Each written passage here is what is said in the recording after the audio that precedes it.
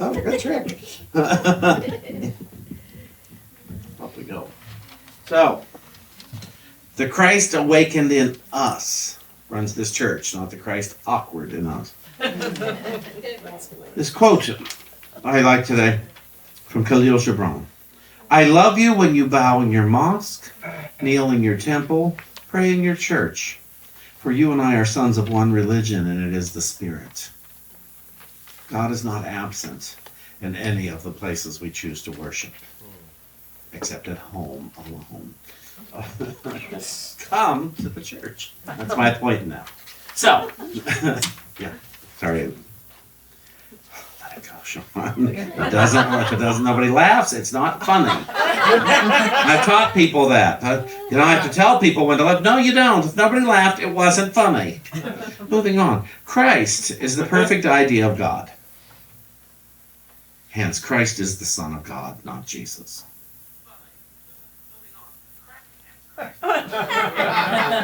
Can't hear the next thought for hearing the last one. I'm right here, Joe. I'm right here in person.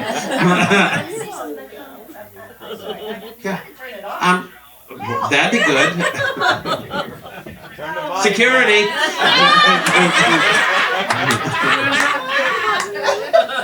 No one is left outside of Christ. Okay, Siri.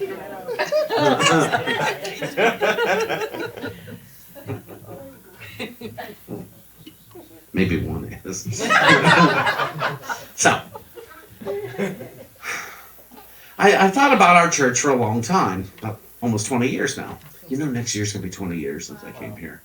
And I'm grateful for all of them. It's a few days in there were rough, but the years have been great. And I'm grateful for that. So what I thought about looking into both the Christ and church metaphysically explained today. And that's the part I've got to read. The church, because I couldn't remember all this. So metaphysically, the true Christ church is not an outer sect or religious denomination.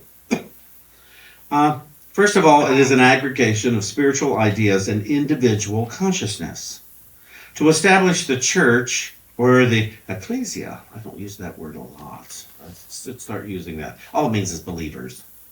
A group of believers. Of God in man, a new state of consciousness must be formed. One must gain an understanding of God as spirit, and also must understand their own relation to spirit. This is revealed by the divine voice. It's also referred to in older religions, the Holy Ghost, which is an epitome of divine mind projected into human consciousness. The Church of God begins its activity in person as a mental perception which must go through certain processes before it is established in the whole consciousness. Its work is subjective first. That is, if it is, sorry, I swallowed my own spit and I'm choking on it. That happens with this age a lot, I noticed. Not all old, but I have reached a point in my life. Jeez. Well, otherwise I was just going to stand here and choke, and you might not know why. And I felt you should know why. It's work. Anybody identified? Anybody swallow their own spit and choke on it? Thank you. See, I am not alone.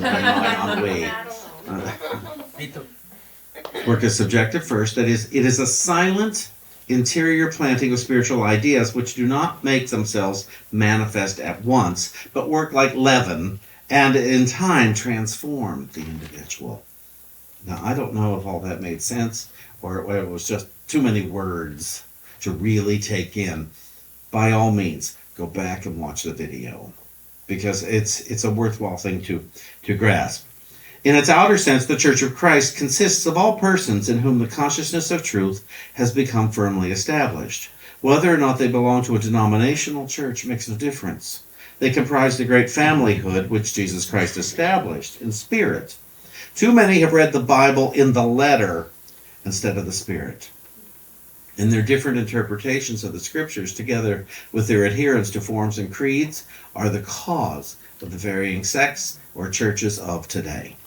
The true church is not made of creeds and forms, nor is it contained in walls of wood and stone. The heart of people is its temple, and the Spirit of truth is the one guide into all truth. When we learn to turn within to the Spirit of truth, who is in each one for his or her light and inspiration, the differences between the churches of mankind will be eliminated and the one church will be recognized. You know, I'd like to believe that there is a point when all humanity is going to realize its oneness. David likes to say, if we were suddenly attacked from outer space, everybody would come together. Why? Because we have a common enemy. And it's something we don't understand and wouldn't understand. Until then, we'll keep creating multi and various enemies until we make each other an enemy, until we don't. Until we don't. Imagine having no enemies to think about. None at all. And I know enemy can be a strong. I don't have any enemies. Is there anybody you don't like? Is there any sect you don't like? Is there any group of people you don't like? Anybody on Facebook you don't care for? They're all enemies because they're attacking our thoughts, or we're attacking our thought system with thoughts about these people, places, and things. And so we create enemies. All enemies are created, by the way. All enemies are created by our own mind. Every single one. How do I know? Because I'm the one that decides. The guy that offended me in the diner the other day, he wasn't setting out to offend me. I don't believe he even realized I was there, no matter how loud he spoke. Standing right at the next booth, he had no idea I was there. He wasn't out to get me. But I was gotten anyway, because I just couldn't let myself ignore it. It was so loud. And then his final statement was just, are you kidding me? This is how I'm going to end my breakfast today. But the thing is, he's not my enemy, except in how I tell myself he is. My body is not my enemy, unless I tell myself it is. My past is not my enemy, unless I tell myself it is. And you are not my enemy, unless I tell myself you are. Time is not my enemy unless I tell myself it is. The weather's not my enemy unless I tell. Because what is an enemy except something I think is against me? It's something I think I'm under somehow an attack of. So I don't feel attacked by that. Really? I think you do. Meaning certain people with certain things. And it's like, you complain about it, you criticize it, you make excuses for it, you do whatever. I think you just don't like the word attack. You don't like, some people don't like the word enemy. Could you use a nicer word? And I was like, what was it in the third step prayer from AA? To relieve me of the bondage of self. And somebody said, could we rewrite that? That sounds so negative. I was like, it's not negative unless you're applying it. The bondage of self, think about it. Oh my gosh, all my thoughts about I'm under attack is the bondage of self, that I think everything's about me somehow. It's a burden. Anybody burdened by your thinking, by your thoughts about people, places, and things? Maybe not all people, places, and things, but the things, people, places, and things that you're like, I wish this were different. Oh, this has got to be different. How they drive through my neighborhood, how they do this, how they do that. Oh, and I take it very personally. A car racing by. Last night we were somewhere in a car, and their muffler kicked or something kicked. And I'd like to say I immediately went into prayer, but what I said was, Jesus Christ. And I don't think that's standard prayer, Reverend Shawn.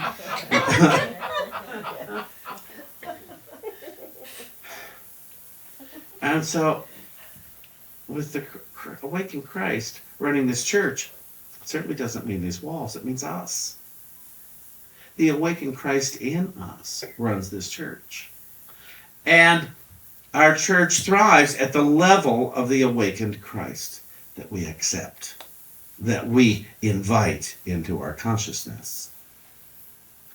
And I go in and out of it 100 times a day of how awakened I am willing to consider myself, how awakened I'm willing to see. Yeah, again, because I will allow circumstances to dictate to me what I should be thinking. And I'm wrong. I'm just always wrong about that. I fell in love with the word Christ several years ago. I avoided it as a child. I didn't know what it meant. It was some Jesus' last name. It was something. But it wasn't something that I could identify with, and certainly not as. Nobody taught me to do that, interestingly enough, in the Church of Christ that I went to. I didn't understand what they taught. I didn't understand what it was. And so I avoided it. I avoided Jesus. I avoided the word Christ. God was enough. Okay, there's one source, one supply. As far as I was concerned, it was God. Go directly to the source. Do not use a mediary.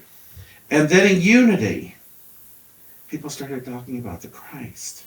And it was different, and it was about me. It was about my awakened state. It was about my willingness to see differently, to experience differently. When I say differently, what I mean is in light. It was my willingness to experience myself in light, no matter what I had previously thought, said, or done.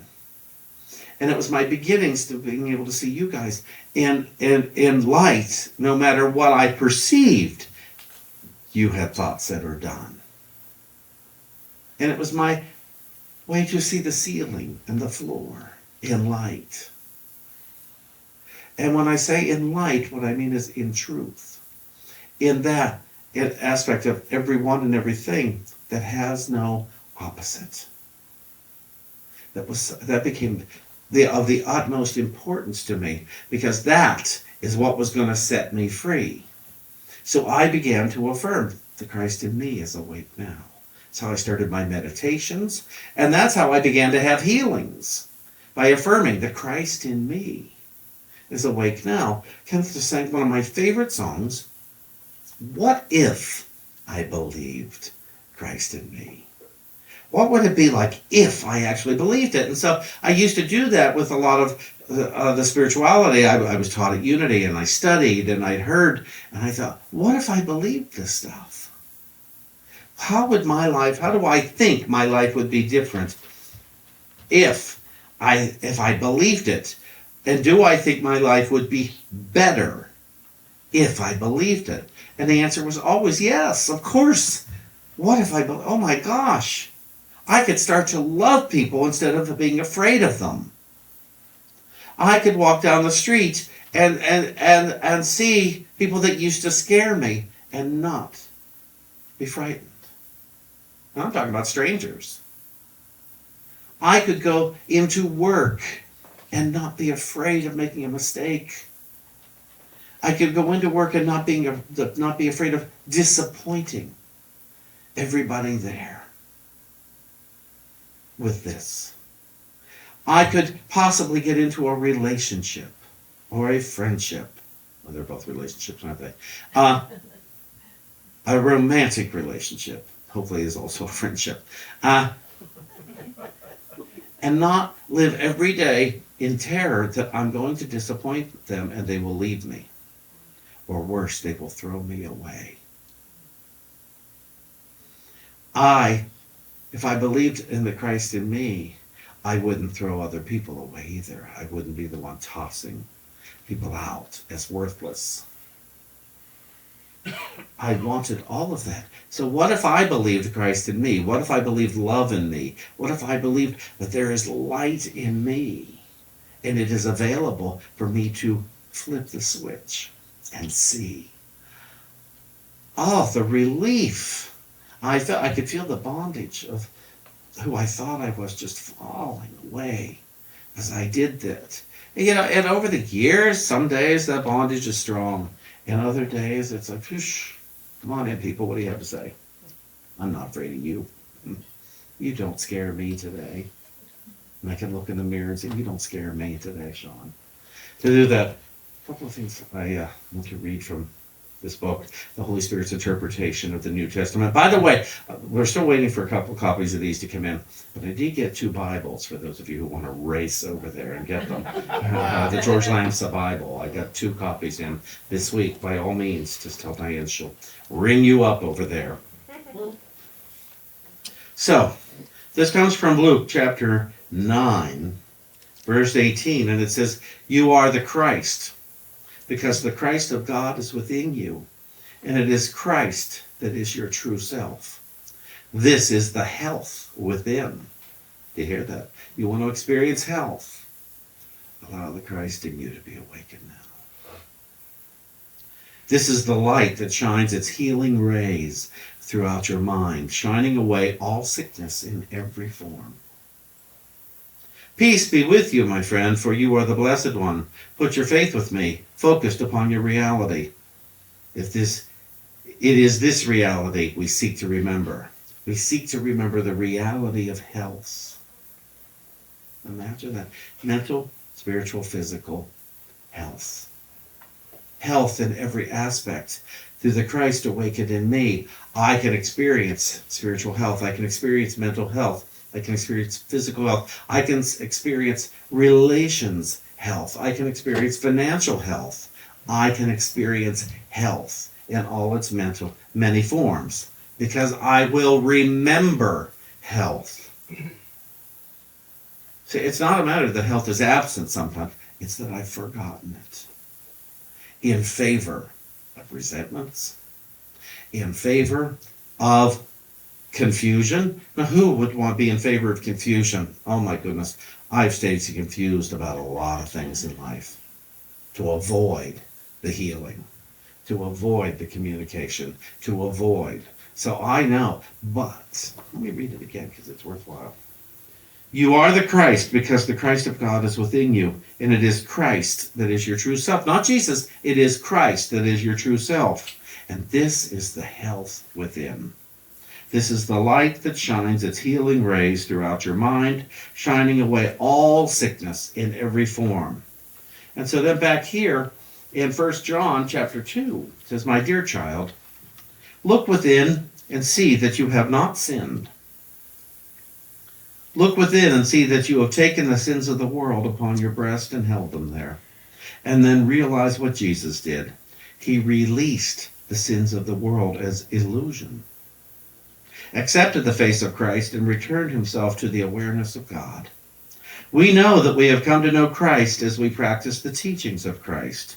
The teachings of Christ are these: I am Christ. I am all that is perfect, and all that is perfect is in me. I am in the Father, or I am in the God, I am in the principle, whatever word you want. But I am in the Father, and the Father is in me. All that I am all that I am not is illusion. And I am all that I am. It is true that this is not a new command. For this is what has always been true. The darkness is passing, and the true light has always been shining. Let the darkness pass, and do not allow sorrow to come over you. The darkness must pass in order for you to see the light, and you must see the light in order to embrace it. How shall you know if you stand within the light or stumble within the dark? There is one simple test, and this simple test shall never fail. Ask yourself honestly how you feel about your brother or your sister. Ask yourself honestly how you feel about your brother or your sister. If there is one whom you do not love truly, you are lost within. You are lost within darkness. Rest yourself and let the darkness pass. For beyond the darkness of illusion, there is only the light of truth. Do not reach for the darkness, and it will pass. When the light streams through and reaches for you, embrace it. I am Christ. I am all that is perfect, and all that is perfect is in me. I am in the Father, and the Father is in me. All that I am not is illusion, and I am all that I am. So, to look at I said, okay. So how do I think about the one on my left, the one on my right, the one behind me, and the one in front of me, and the one driving down the street too doggone fast, and and the grocery store person who looks at me like they hate me, or like they hate themselves, the waiter in the restaurant who loves me, and the other waiter who doesn't. How do I think about these beings? And that's how I feel about myself. That's what I think about. If I see darkness in you, I see the darkness in me. It's just that simple. If I see the light in you, I see the light in me. And it's not about being nice. It's not about, I find that so many people, they can't bear to have something said about someone they love or that they like, that they are prejudiced towards. But go ahead with the ones they don't like. Say all you want about the ones they don't like. And it's like, I want the health that this place promises. I want the health and well-being that this word promises. I want all of that. This is Unity Center of Norwalk. We used to be called Unity Center for Practical Spirituality. And in the very beginning, we were called Unity Fellowship Church. We've had all these names, and they've all been applicable to us. This afternoon, we're having a membership meeting. All are welcome to come. Only members may vote. But all are welcome to be here. All are welcomed. We are, I believe, an open, and while you may not notice it by looking around necessarily, I believe we are diverse and inclusive. I believe everyone is welcome through that door. There was one we banned, only one ever, because they became a danger to other people within the church on a consistent basis, and we had to say, you can't do this anymore. You're making it, it's not that you're not worthy of the kingdom. You refuse to accept it, though. And so that one time we did have to do that. Otherwise, we've never turned anyone away. And probably this one, if they came and made amends and could show a light that they were genuinely interested in our teachings, in true connection with the community, that one would be welcome back. That one was not interested in the teachings, however, and so we couldn't keep them here. The awakened Christ in us runs this church. Every decision the board makes, and I'm also a board member. I always said the board and I, but really, officially, contractually, I'm a board member as well. Everything we seek to do by way of our mission statement. This helps to remember things. Remember that when we go home. You'll remember. The mission statement. To continuously discover, demonstrate, and educate that our source of good is God within. That's what runs this church, which is another way of the awakened Christ in us. Runs this church, runs this organization, but the church is the people. Remember the old thing? Church is the steeple. Open the doors, here's all the people. I learned it as a kid. I like it. It still applies. I shall read one last thing from our book here. And it comes from Ephesians chapter 2. And it said, the Christ shall be the symbol for the law. For through the Christ, the ones that seem many are one. Through this law, the ones that seem many are one. And in fact, they have always been one, as they are bound through the law. It is true that the Christ is the chief cornerstone on which of the foundation and the building are built. This is why it is all one.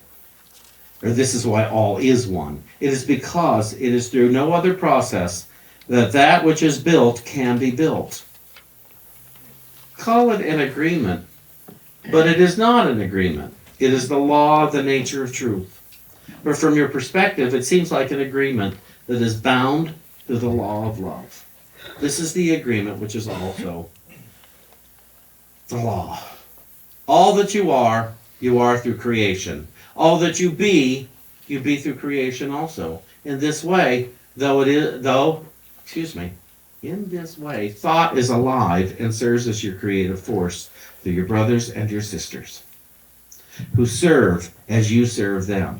It's not a conscious agreement, so it can seem to bring unhappiness and conflict. But all that is at the surface is illusion. In truth, you ask of your brother and your sister through your mind, and your brother and sister answers you exactly as you have asked. The Christ in me is awakened now. Christ in me is awakened now.